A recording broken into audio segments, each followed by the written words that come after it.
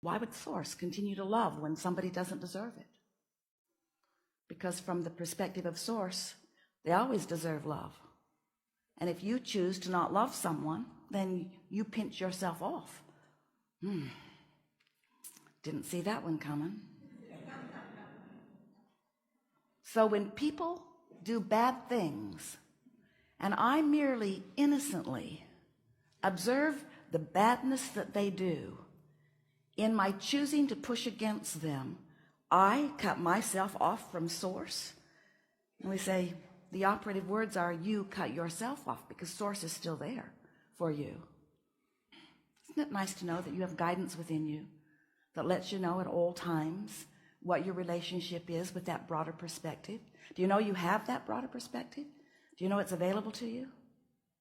You know that even though you're in these bodies, that larger part exists and is aware all the time, interested in this moment, in this powerful moment, where who you are and who you're letting yourself be have the potential of converging, but you hold the power of the convergence. Do you know that? So, Abraham, does that mean that Source can't love me enough to penetrate my hatred? That's what it means. Because you have the free will to choose whatever it is you give your attention to. You get to think the thoughts you choose to think. There's no negative repercussion in the sense that there is no assertion. You didn't exactly learn that from your parents, did you? Seemed like there were negative repercussions when you disagreed with them sometimes. If they didn't like what you were doing, sometimes they tried to guide your behavior through their words or through their behavior or through withholding of things to you, a sort of punishment. If you don't do what I say, then this bad thing will be your experience. But there's nothing like that in your relationship with Source, because Source continues to love. And if you want to know how you know that, find a reason not to and feel the absence of your allowance of Source within you. And that also is the operative word, your allowance of Source within you. Because no matter what, that non-physical part of you, that Source energy part of you, is flowing to you, and you have full access to it. You just have to practice yourself vibrationally into aligning with it. Sometimes it's easy. Sometimes it's so easy to be in alignment with it. When you look around your world or up close at your space and you see something wonderful, it's easy for you to love, isn't it? You just observe a loving or a lovable thing and you love. And it feels so good that you would like to demand everyone to be just like that. When you sync up with that broader perspective, you have access to the energy that creates worlds. You have access to impulses and ideas and inspiration. You have access to all of the things that you want. You have access to everything you've ever wanted. You have access to all that you've sifted and sorted to discover. I know I don't want that. I want that. And when you discover something that you want, it is held in a vibrational escrow for you. We call it your vortex. Some people are annoyed with the concept, but it's the way that it is. You've been synthesizing life and you've been coming to personal conclusions, and you have created a vibrational version of you. A version of you that is happier.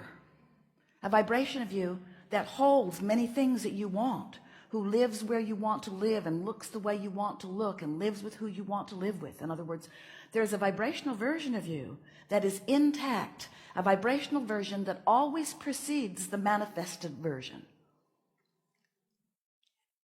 So this gathering is about not only how to hook up with the vibrational version, which you have over many lifetimes, and especially during this one, carved out the specific details of what you want to live. Hooking up with that vibrational version of who you are, not just because you want to have those things and be those things and know those things that you've been looking for, not just because you want the answers to your questions or the solutions to your problems, but because only in that full alignment are you living the way you intended when you came forth into this physical body. You said, I'll go forth and I'll reach for more, and I'll line up with the more that I've discovered, and then I'll reach for more again. And then I'll line up with the more that I've discovered, and then I'll reach for more again. More clarity, more love, more agility, more physical well-being, more mental stimulation, more things that are exciting, more things that are fun, more life experience, more. That's the mantra of this universe. It's why you come again and again and again. It's why you continue to add to, because you know, at least you knew before coming into this physical body, that you are an eternal being and that there is no ending to that which you are. This life experience is perfectly established in order to be the perfect bouncing off place for you individually and collectively, but personally, to identify new intentions, new desires, new becoming, new expansion. So there is a basis of your beingness. We call it a triad of intentions of freedom and growth and joy. You are so free you can choose bondage. You are so free you can choose thoughts that pinch you off from your resources. You are so free that you can choose thoughts that are life-giving. You are free to choose. No one can think for you. No one can offer a thought for you. No one can vibrate for you, and no one can be your point of attraction. It's you. It's just you.